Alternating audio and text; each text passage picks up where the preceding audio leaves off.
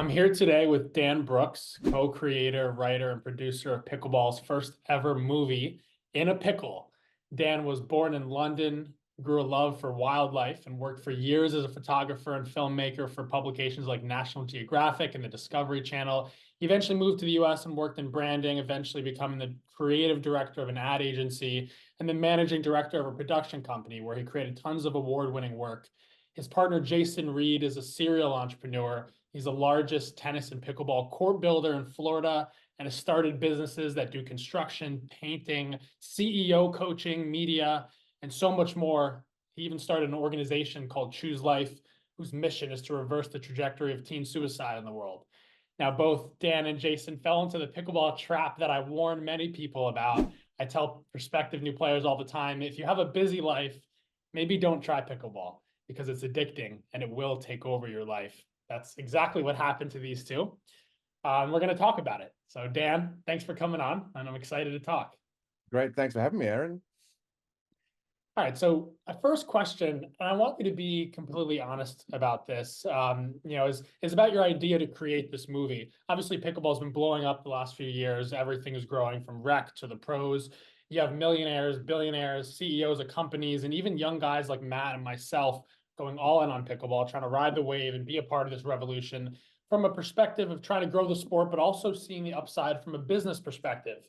So when you decided there needed to be a pickleball movie, was your decision to go for it solely from a business perspective, realizing if you're first to market with the pickleball movie, it could be a huge business success? Or was the decision to make this movie more of a calling, an internal vision that you had and you just felt like it needed to be done? It was definitely more of the latter. I think anyone who goes into the movie business for the first time thinking they're going to make $1 million is probably not someone who should be going into the movie business, excuse me. So it very much came from really being inspired by what I experienced with the pickleball, the sport, and the community that surrounds it, and really more of the latter. I recall quite vividly I'd been playing seriously or addictively, as you might frame it, for a little over a year. This is back in the spring of last year. And in the middle of a rally, in the middle of a point, I just thought, you know what, this is so much fun and it's got the same sort of energy around it as a sport that dodgeball has, as it was represented in the movie. And I thought, wouldn't it be fun to make a sort of a pickleball movie, like a sequel to Dodgeball, that really captures that energy, that vibe, that passion that the community that surrounds pickleball has created. So it really spun off from that, and I sat with that idea for a while. And and then I had a few life changes. The job I had at the production company, the company downsized. So I was presented with more time on my hands than I really knew what to do with. So it felt like a great opportunity just to take a bash at it. And I got together with Jason, and his perspective on the tennis court world that he inhabits. And we see it here firsthand when we have matches against tennis clubs, that there's always this tension that exists between tennis clubs and pickleball players who want to play. So that just felt like an area that was ripe for comedic exploration.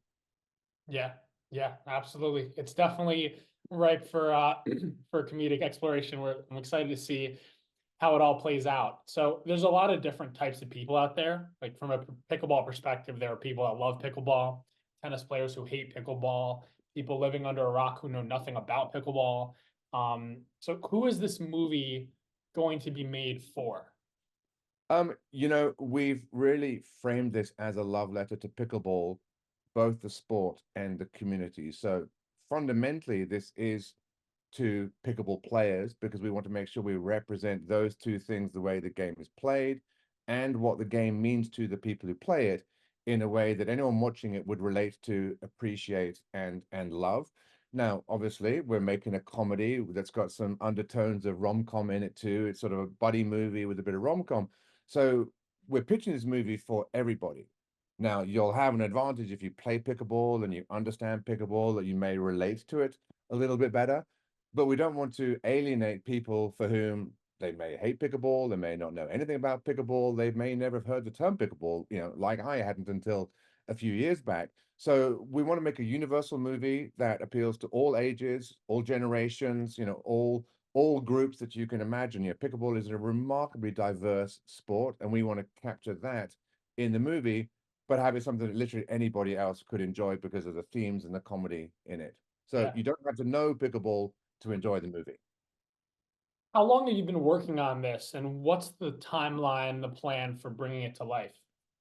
So I started writing a proper screenplay about mid-August. I'd just driven with my eldest son from Portland to Madison, where he was starting his PhD. So I had a little bit of time on the road and had a few conversations with Jason on that drive. And when I got back mid-August, I just started writing, and I put the first draft out in about 3 weeks. And then there's a lot of feedback, and then Jason gave me some feedback, and then we sort of shared it with a few friends who know pickleball. So it evolved sort of through to about a sixth version that I wrote, and then we brought a comedy writer in from LA who has been punching it up, really adding in more of that dodgeball style flavor and comedy. And then right now we're just restructuring. So those who know that Hollywood movies have a very rigid template of the sequence and the timing events, how they happen in a movie. So really the latest version is restructuring to make sure we fit that Hollywood ideal while not sacrificing any of the narrative arcs, the character developments, and the comedy. Right. Right. Then in terms of what's next is, we're finalizing a script that's going to be pitch ready, which means that we're going to start, engaging with potential studios. We've got a couple that are already hovering around, have expressed an interest. And there's one big studio that's actually put out a request for writers for a movie about pickleball. So we're going to go straight to them and go, hey, we've already got a movie. One of the advantages that we had in that when I started writing, that was during the writers' strike. So all the big movie studios and production houses literally couldn't be working on any new IP, intellectual properties, or themes. So that whole period, we were able to write and really get a very mature script developed. So we've got a huge advantage over anyone else, any studios now thinking, you know what, I'm hearing a lot about pickleball and maybe we should make a movie. So we're trying to get to studio, trying to get some production partners, and then we're hoping to start shooting sometime. It'll probably be later this summer at this point, but certainly this year. We know we've got to get this out this year because this is when the public is engaged and has an appetite for a movie of this sort. So what would be your best guess as to when someone watching this will be able to see this movie? I guess two-part. One is when do you think it'll be out? And two is what medium do you think it's going to be out in? Is it going to be on a streaming platform? Will it be in theaters? Combination of both? How do you see this playing out? In my wildest fantasies, In a Pickle will be this year's Barbie equivalent. So we'll get it on the big screen. We'll have people show up in theater in their pickleball gear, and we'll even have pop-up games in the parking lots outside the theaters. We really want to celebrate the sport and bring people in who've not familiar with the sport and have maybe heard about it or literally heard it. If they live in a neighborhood where there's a pickleball court and they hear the pock pock and they're irritated and they don't get it. So in terms of when, I think we'd love to have this between Labor Day and Christmas. Sometime in that window is when we'd like to have this movie out and available. Now, depending on who our partners end up being, production companies, studios, of course, streaming is always going to be an option at Amazon and Netflix and Apple, but we'd love to have it in the big screens as well. Yeah, yeah, absolutely. So tell me about, without giving too much away, give me a general synopsis of how this movie plays out. I read through the most recent copy of the script, and you have a really cool dynamic. You kind of have the traditional tennis facility owner dynamic mixing with new perspective of, hey, let's get some pickleball going. You have a club duel, you have a big match, tennis versus pickleball. There is the dodgeball feel. So kind of give us a general overview of what's this movie. You got some cool characters in there. So what give me a little spark notes on this No, film. I mean, absolutely. You've captured a lot of it there. So, I can jump off from that point. Yes, fundamentally, it's about the conflict that we do see in the real world when pickleball players try to get equal court time or even dedicated courts at traditional tennis clubs. I mentioned before, we play in a Queen City League here, and every time we go to a tennis club, the people we're playing against have the same issue with the tennis club. They have to play on the children's training courts, or they have to work through multiple court markings. The club's like, we're not going to invest in pickleball. So, in the story, yes, there's a traditional tennis club that's he's not the owner of the club, but his father sort of built the courts. His name's Angel, and he's a tennis obsessive. He went to the French Open as a kid. He's raising his kid to be a tennis player. his whole world is tennis and everything. He's obsessed about it.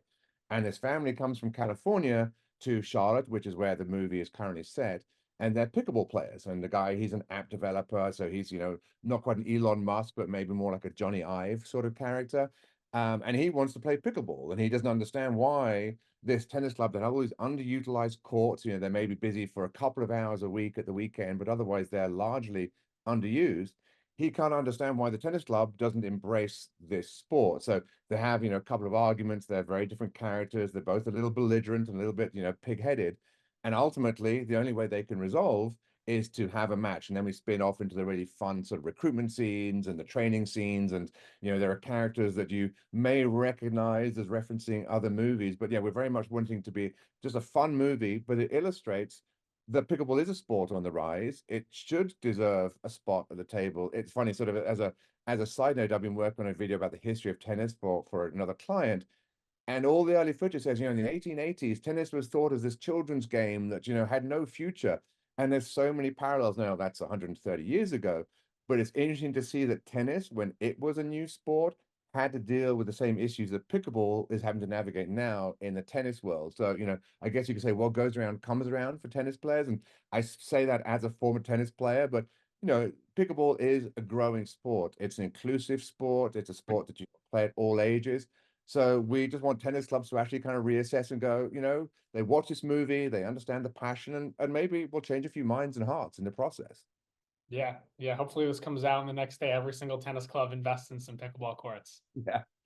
So, do you have a favorite scene? Oh, honestly, without giving too much away, so there's a character called Peaches who may be related to someone a lot of your, the people watching this may be familiar with. So there's a whole training scene where the tennis team, so it's a 6-on-6 match. It's the format we use here for the Queen City League. So Angel has to recruit 5 tennis players to help him beat the pickleball team.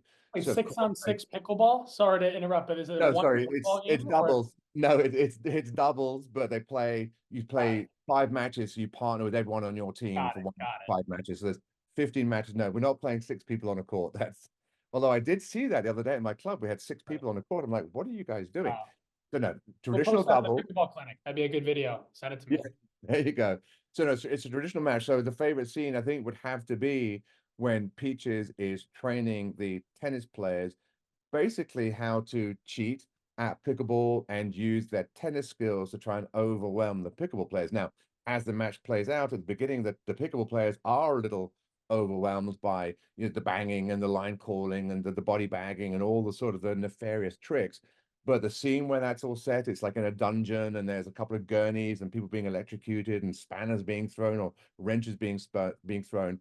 Um, that's to me the funniest comedy scene. But for me, the narrative arcs, the character arcs, the payoff at the end, and how they resolve and how we show the character growth. I wrote, I've written, pretty much every version of this, and I still choke up when I get to the end and realize that this is a really great. There's a great character arc in here about how the 4 main characters, how they find their way through this conflict to exhibit some real personal growth at the end in a really touching way. Yeah, yeah, you're right. You're right. It does have that evolution towards the, as the movie evolves. So before we go any further too, because I have a bunch more questions I want to ask, but I just want to talk about something you're doing right now, something we're actually partnered with you on, which is, helping bring this movie to life from and really by the hands of the pickleball community around us. That's why pickleball is so big, because of the community, and that's who you guys really first turn to help get this rocket ship off the ground. So you guys are running a Kickstarter right now where people can be involved in helping bring the movie to life. Not only can they donate, as little as $1 and up to however much they want to donate, they get cool things like shirts and limited access. And then I know you also have, you're taking calls with people that want to invest in the actual movie from an actual investment perspective. So talk a little bit about what you're doing right now to try and get the funding that you need for sort of stage 1 of this process. So yeah, you've mentioned the Kickstarter campaign. So really recognizing how robust a community pickleball has, we always intended to consider at least the option that we would do this as an independent movie. But also whether if we end up going with a studio and going for, a more conventional production house, it's absolutely in our benefit to be able to demonstrate, the size and the passion of that community in a tangible way. We've got an Instagram account that's really grown pretty rapidly, and the Kickstarter is really another way for people to become involved. You can contribute as little as $1, and all it does is increases the followers. So we do understand that Kickstarter is a little bit tricky to work with. It takes a little bit of time, but it really means a lot to us. Every dollar, every person who signs up as a backer, it makes a huge difference. And we just would encourage anyone just take 5 minutes and show your support. And if it's a dollar, or if as Aaron you just mentioned, there are some perks that go up to $150, which include behind the scenes access, when it's video on demand, t-shirts, swag, etc. So there's a number of rewards in between that. But yeah, really it's about showing support for the product and for showing, yeah, the Pickleball community wants and needs and deserves a movie like this. And I just do want to reiterate that we're not making this as a movie specifically just for the pickleball community. So there's a way for the pickleball community to show the outside world Yeah. what it is they're passionate about. Again, in the context of it could be about fishing, it could be about basketball or baseball. There's still a really great story in there. We just chose it to make it about pickleball because of the community involvement that would represent. Yeah, no, absolutely. And I know also something that we decided to partner on giving back to the community is we're running a giveaway. And I don't know, today it's February 7th. Hopefully we'll probably post this in the next couple days. We have a giveaway that we're launching today. It's gonna be out for at least a week. And I mean, I've seen some crazy giveaways out there in the pickleball world. I've seen 50 paddles, I've seen, a bunch of cool stuff.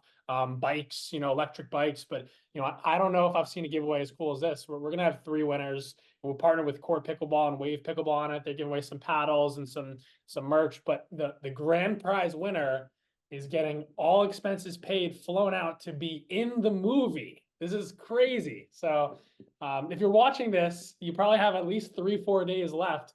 You got to go on. All you got to do is put in your email to enter the giveaway. But then if you donate, for every dollar you donate, that's another entry. So if you want to just super boost your chances, donate $100. That's 100 entries. You could literally be flown out to be in this movie. So check that out. That's going to be. And I mean, I'm literally going to enter myself. yeah, and it's incredible. And I'll remind people that our intention here is to get recognizable Hollywood talent attached to this movie. So it's not just coming and hanging out with me, as great as that might be for some people. It's we're looking at well-known names that we know play pickleball, have a passion for pickleball that we want to get attached to this movie. So on any given day, there could be sports stars that there could be movie people that So it's a really cool project we're working on. And yeah, we would love people to vie to win that grand prize of coming and spending a day on set. We'll go out for dinner with the cast. You'll get the whole behind the scenes, and you'll get to be in front of the camera. And later, when it's out on the big screen, you can point out to your family, that's me there. Yep, yep, that's gonna be awesome. And that's like the most perfect segue too into the next question I had, which is if, and hopefully this is the case, but if you could have any 3 actors all time, dead or alive, in this movie, who would they be? Well, I'm not sure I can wrap my head around the vast expanse of dead actors too. So I'm just going to talk about actors that are alive Okay. today and are the right age. I mean, you've had a chance to read the characters. Obviously we would love to have people involved that play and are passionate about pickleball. So, people like Jamie Foxx obviously is the one who stands out.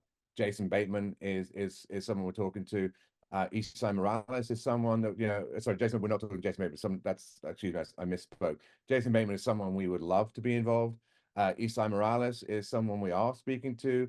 And there's a few other actors that we're talking to, but also people like Bill Murray. I mean, there's a role in there that is not dissimilar to the role he played in Caddyshack, but this would be him 40 years later.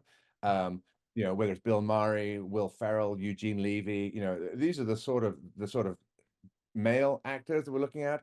And on the female side, we've got a number of people we're looking at. There's in the Peaches role, there's people like Retta, there's some fantastic comedians that we'd like to have come in. Jane Lynch. I could go on. When we wish cast, we do quickly run out of paper because the number of people we go, oh, wouldn't it be cool if they were involved? But we do have a list. We've got a list of all these celebrities that have either invested in pickleball through things like MLP or just well-known players. And a lot of them are actors and celebrities. So yeah, if we had our choice, we would have just the most incredible ensemble Hollywood cast. And let's make it happen. That's all I can say. Yeah, let's make it happen. Yeah, I love that. I know you guys are looking to fill a couple more roles potentially. I mean, I'd love to give you the chance to share what you're looking for from any type of actor, or anybody, interested in being part of the movie. Anybody interested could reach out to, you guys on Instagram or email or us. But is there anybody, and really I'll expand it to even outside of actors too, but whether it's actors, I know you're looking for investors, sponsors, product placement, things to be in the movie. Like, what do you want to ask of the pickleball community outside of the Kickstarter? Obviously, that's a no brainer. Everyone should be a part of that.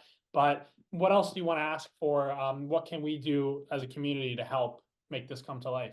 Yeah, so yeah, obviously the Kickstarter is a big part of that, but yeah, we're really looking for networking opportunities because we know yes, there are lists that you can pull up of the top 28 celebrities who play pickleball, but some of those lists are old, and it is very much a possibility that that list has expanded enormously over the last year as pickleball has become, a huge Hollywood sport. We've got a couple of people already attached. We've got Evan Slaughter, you may know him as at Fit to Serve One on Instagram, who is just a phenomenally talented guy and is going to bring a humor. There's a role that was written before I even knew Evan, and when I saw Evans, I'm like, he's the guy for that role. We've got Morgan Evans, who's a coach, longtime coach, Aussie guy who commentates on professional pickleball matches. We're looking at him. He's going to be hopefully our umpire when we come to the final match. But really, we just want anyone who's got anyone that thinks they might be good for a role in the movie. We welcome any suggestions. Obviously getting to these actors, getting to this talent, finding room, finding their management team, making sure they can be on the schedule can be an overwhelming task. But if we, leverage the Pickleball network and go, do you know anyone that you think would be great for a movie like this? We're all ears. We would welcome anyone to get involved. And obviously, we're going to need extras. We're going to need, a whole number of behind the camera roles filled, hair and makeup, wardrobe, production, etc. Now, we're a long way from that. But absolutely, if anyone's got a passion and got experience that they think they would like to bring to bear for this project, reach out and let us know. We're not saying no to anyone at this point. We want this to be a movie that the pickleball community feels ownership of. When it comes out, it's not, these two guys made a Hollywood movie and they're keeping all the profits and not showing any of the love. We want to be the opposite of that. It's a crowdsourced movie in a sense, as well as being, partly crowdfunded. So yeah, anyone you think could be in it, send them our way. Absolutely. Awesome.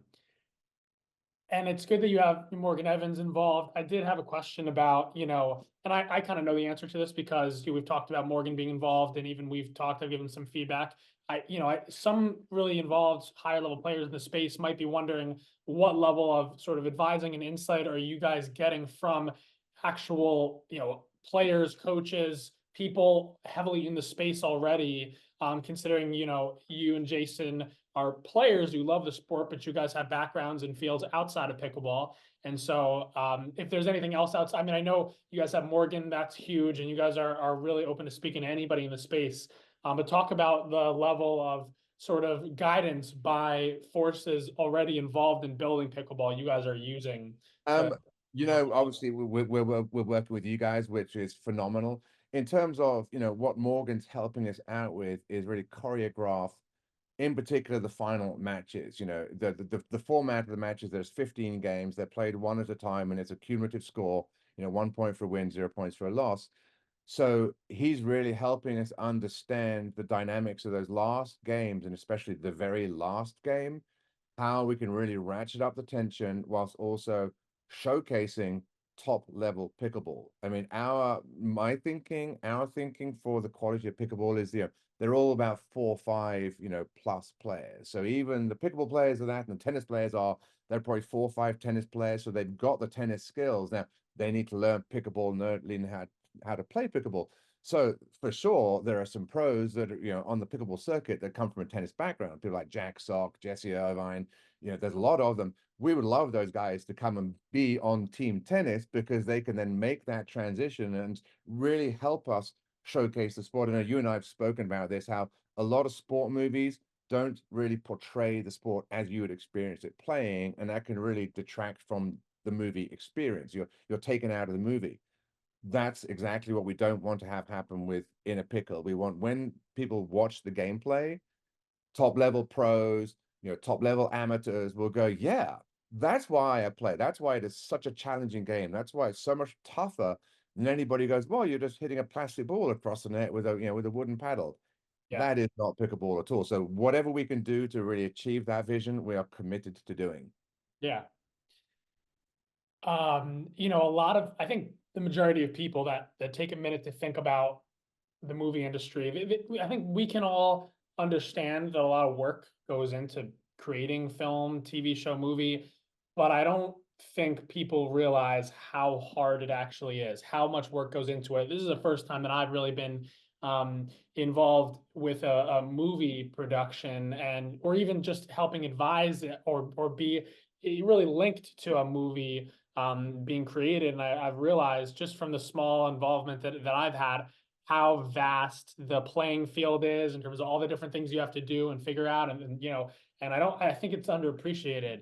So from the final, from having the idea to the final touches, you know, can you talk about some of the hurdles that you potentially see in front of you, and then how you plan to overcome them, just so we can get a sense of behind the scenes what actually goes into this process? So I've worked on documentaries and small productions in the past, and you know, the old adage is if it can go wrong, it will go wrong. So a lot of the time, you're really just trying to prepare for all eventualities. Now, ideally, nothing goes wrong, but infrequently that's the case. More typically, even the smallest things go wrong. Battery suddenly dies on you, or card reader stops reading, or someone doesn't show up on time. So there are an enormous amount of moving pieces, and the truth is that the failure of any one of those pieces can be ultimately damaging to the final product. So a lot of the work goes into just making sure you've got backup plans to backup plans to backup plans. So you always know, okay, what do we do if this happens? We're really much more in the creative part of the process right now. We're finalizing the script. We've got another version about to drop in a couple of days, which we're really excited about. That's the version we're going to start pitching to studios. Um, Beyond that, we start looking at production schedules. We start looking at locations. We're going to work with the mayor's office here in Charlotte, the North Carolina Film Board, and to facilitate some of those, we're really tapping into the local pickleball community, and the senior level of organization in the Charlotte pickleball community to say, what can we do? How can we work together?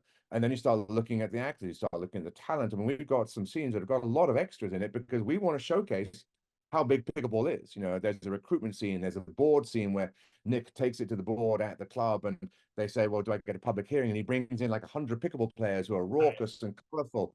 right, So we want all of that. So when we start the logistics of organizing all those people, there's yeah, a lot to think about. And I'm trying not to think about it now because you'll probably won't sleep tonight if I think about it too much. right, right. That's crazy. I'm excited to see this process evolve. Yeah.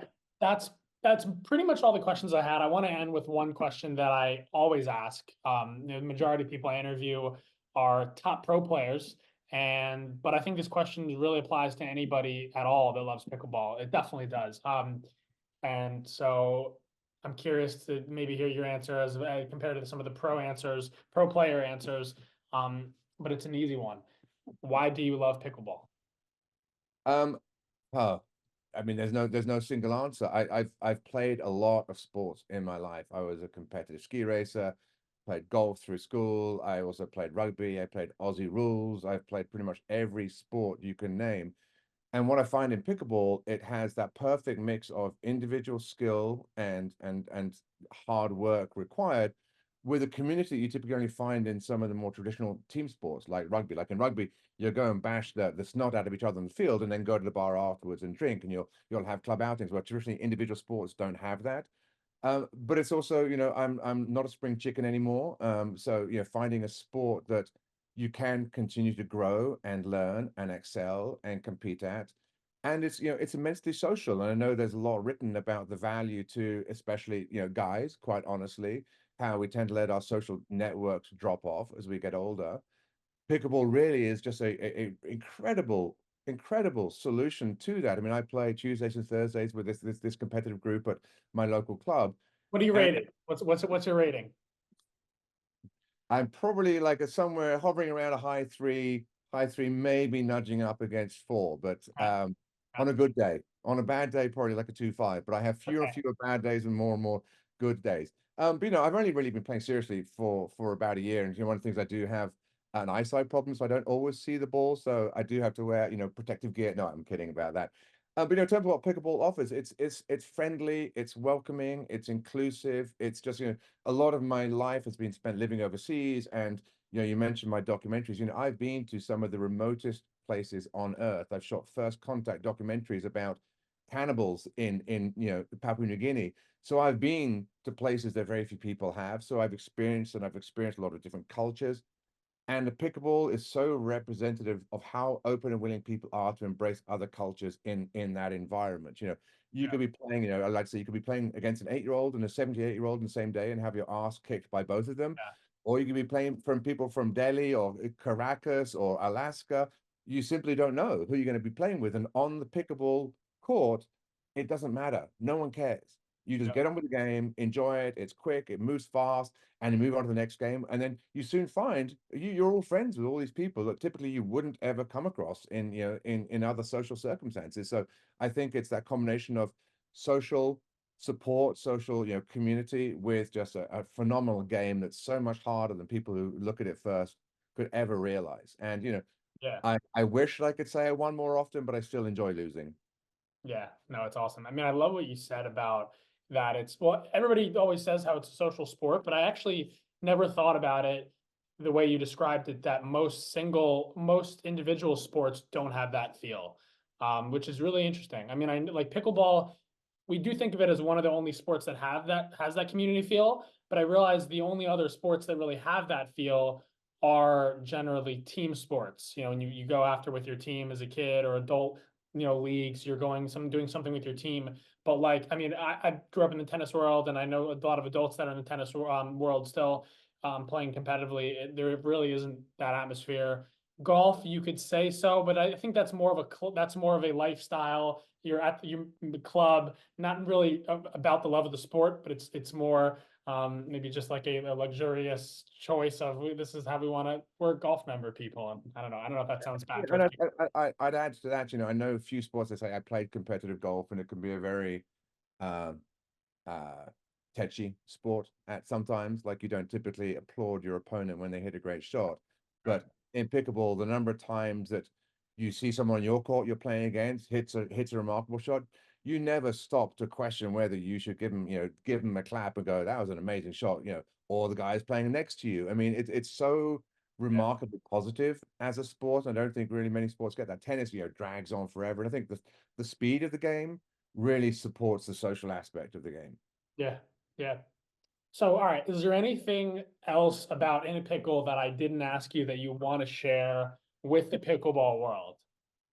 We're just open to ideas and suggestions and networking and opportunities. I say, just to reiterate, we want this to be a movie that the pickleball community feels ownership of at the end of the day. They feel represents who they feel they are in that community and how they view the sport. So, we want to make sure we're constantly in touch and connected to that community. So we're not doing this behind closed doors. We're doing this in an open forum. Obviously, there are some decisions that we'll be making independently, but really just we want to welcome everybody to this process.